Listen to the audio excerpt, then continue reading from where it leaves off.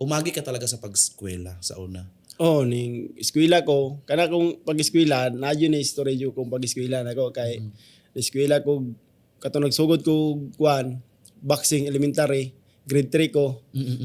Nya dili ko mosulod sa eskwelahan. Nya mo lagi daw athlete ko. Ilan na lang ko pasaron ni mo lang ko buhata grado ah.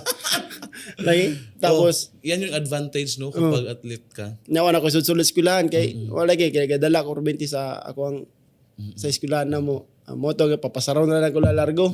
Siwa na ko sa eskwela. Naabot og grade 4. Magproblema na ko mga maestra kay unsa may butang lang nga grado mo ko sulod-sulod. Pero humuman ka. Wala jud ko ning human, tama ra jud ko grade 9. Sa elementary ning graduate ka. Ning human ko sa elementary. Hindi ka sa elementary po.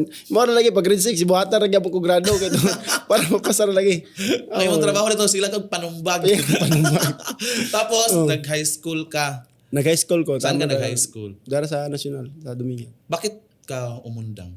Wala kay lisod mo kayo na Financial support. Financial support na wala makasuporta kayo.